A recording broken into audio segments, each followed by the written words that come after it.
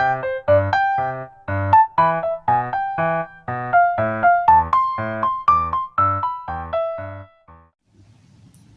guys, balik lagi bersama aku Esther Nurul. Nah, pada video sebelumnya aku udah membahas tentang tip lolos 3 tahapan seleksi beasiswa KSE. Nah, pada video ini aku akan membahas secara mendetail tentang seleksi administrasi yang merupakan tahap seleksi pertama pada beasiswa KSE ini. Nah, pada tahap ini sebagai peserta baru, kita harus membuat akun terlebih dahulu melalui link formulir beasiswanya. Dan link formulirnya udah aku cantumin di deskripsi ya guys. Oke, masuk pada pembuatan akun. Nah, pada pembuatan akun tersebut ada beberapa data yang dibutuhkan, mulai dari nama lengkap, kemudian NIK, kemudian data nilai 2 semester terakhir, dan beberapa data yang lain yang dibutuhkan. Oke, lanjut. Setelah pembuatan akun, kita kemudian login menggunakan username dan password yang sudah kita buat pada saat pembuatan akun tersebut. Tampilan yang pertama ada di dashboard kita adalah merupakan profil kita. Kemudian kita mengedit data yang masih belum kita buat pada akun tersebut. Nah, data yang pertama kali ditampilkan adalah data pribadi. Data pribadi merupakan data yang sudah kita isikan ketika pembuatan akun di awal tadi. Kita lanjut profil akademik. Nah, pada profil akademik ini yang ditanyakan adalah universitas kita, semester berapa, kemudian nilai yang seperti aku katakan tadi, kemudian nilai TOEFL atau IELTS, yaitu tes kemampuan bahasa Inggris yang pernah kita dapat, skor terakhir. Namun bila teman-teman belum mendapatkannya, ini bersifat opsional, tapi alangkah lebih baik bila memang diisikan. Kemudian yaitu link video dan media sosial. Nah, pada video ini merupakan video perkenalan diri dari teman-teman yang bisa diupload di G Drive ataupun YouTube. Nah, pada video ini berisikan tentang nama kita, keseharian kita, latar belakang prestasi kita, kemudian kondisi kita saat ini. Oke, lanjut. Kemudian pada media sosial yang teman-teman miliki, mungkin itu Instagram, Facebook, atau maupun Twitter. Kemudian lanjut pada data keluarga. Nah, pada data keluarga ini, data yang pertama kali kita isikan adalah merupakan data ayah. Nah, pada data ayah ini yang diminta ada nama lengkap, kemudian identitas ayah.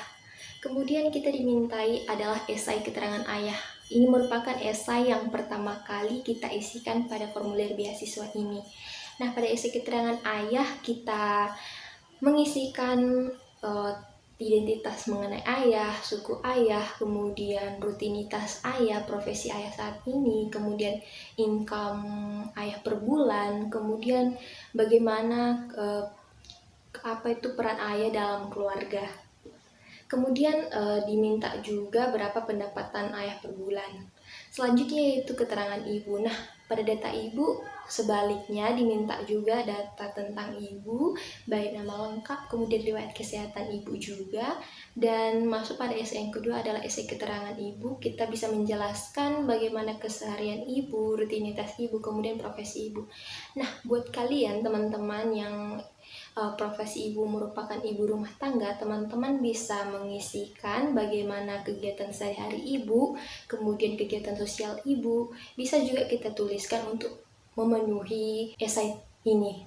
Oke, lanjut, yaitu diminta juga pada data keluarga yaitu tagihan PLN, PDAM, atau tagihan Telkom selama per bulan.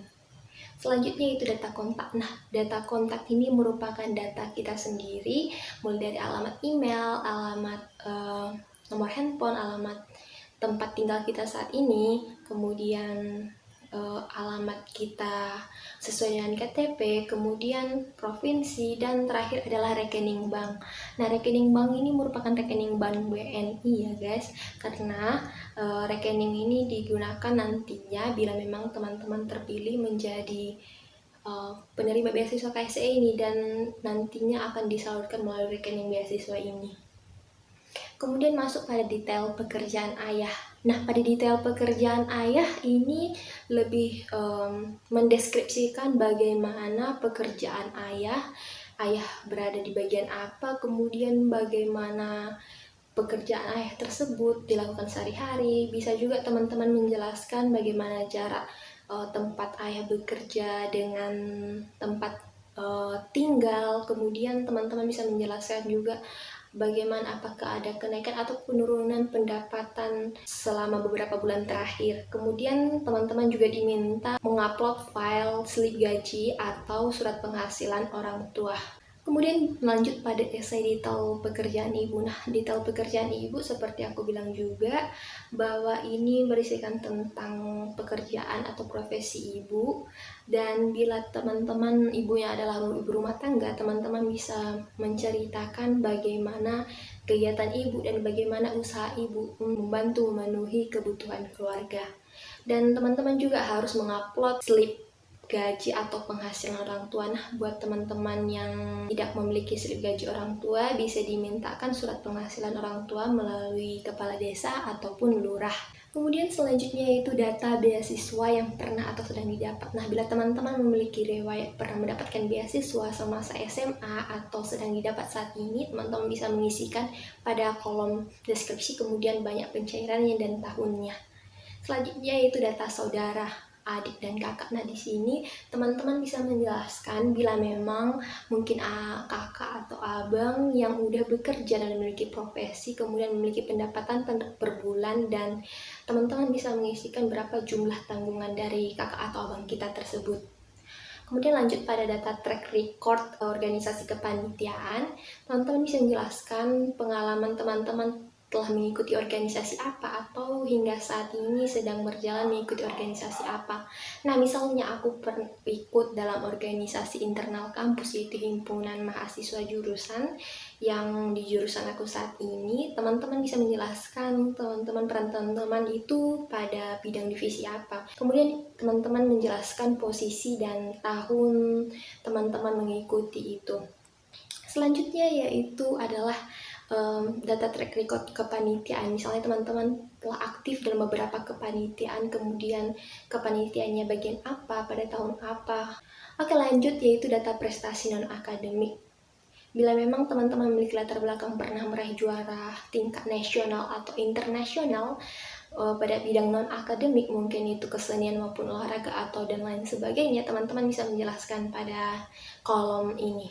Pemasukan per bulan. Nah, pada pemasukan per bulan ini kita merincikan pemasukan kita selama per bulan itu, selama berkuliah itu dari mana saja.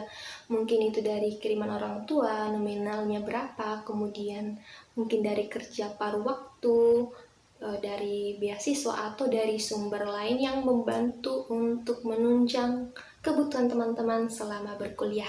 Lanjut yaitu biaya hidup selama per bulan. Nah, biaya hidup ini kita rincikan mulai dari biaya makan, biaya tempat tinggal, biaya transport, biaya pakai data juga, biaya uang buku, dan lain sebagainya.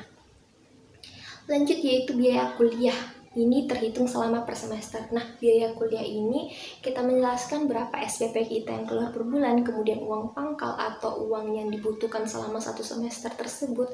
Kemudian bila memang teman-teman adalah mahasiswa tingkat akhir yang sedang menyelesaikan skripsi, teman-teman bisa menjelaskan berapa dana yang dibutuhkan untuk penyelesaian skripsi tersebut.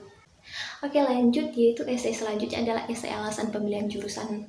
Nah, pada esai pemilihan jurusan ini kita menjelaskan alasan kita memilih jurusan kita berkuliah saat ini karena apa. Misalnya nih, aku memiliki alasan memilih jurusan saat ini karena kecintaan aku mulai dari duduk di bangku sekolah menengah pertama pada jurusan kimia, kemudian pada dunia laboratorium. Atau teman-teman bisa menguatkan alasan lain yang membuat teman-teman memilih jurusan saat ini. Ini bisa meyakinkan pihak interviewer bahwa teman-teman memiliki arah dan tujuan di masa depan memilih jurusan saat ini. Lanjut yaitu esai alasan kebutuhan beasiswa. Nah, esai alasan kebutuhan beasiswa ini kita menceritakan alasan kita butuh beasiswa itu karena apa. Misalnya nih, kita membutuhkan karena untuk membantu meringankan beban orang tua, kemudian kita tertarik pada program-program pengembangan diri yang ada di pihak Yayasan Karya Salemba 4 ini. Ada baiknya teman-teman lebih searching lagi tentang program-program dan kegiatan yang ada di beasiswa KSE ini untuk membantu esai dari teman-teman tersendiri. Kemudian adalah esai program pengembangan yang diminati. Nah, program pengembangan yang diminati ini maksimal dipilih 2 dan minimal 1.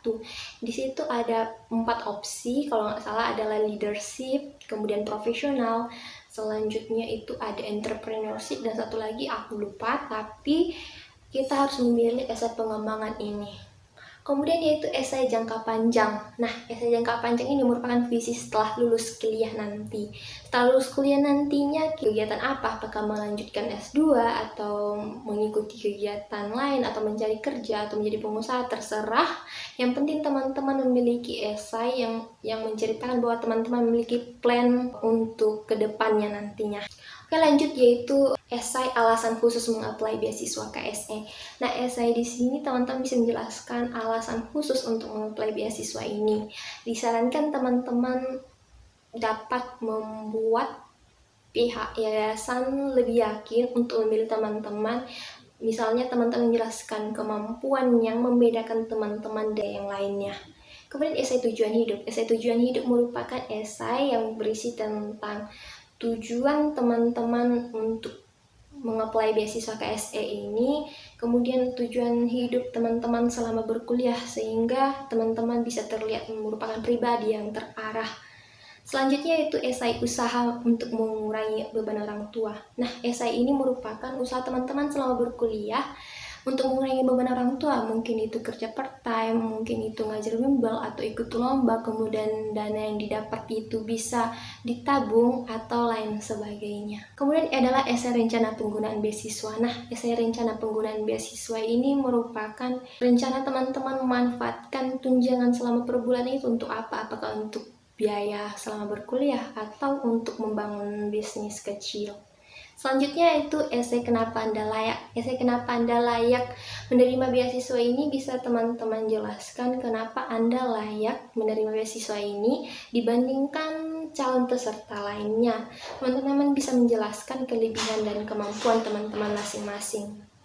Kemudian yaitu adalah data pendukung seperti pas foto, KTP, KTM, kemudian yaitu KHS, kartu keluarga, kemudian ada surat penghasilan orang tua, tagihan PLN, dan terutama yaitu surat rekomendasi atau surat tidak pernah menerima beasiswa lain. Ini penting banget.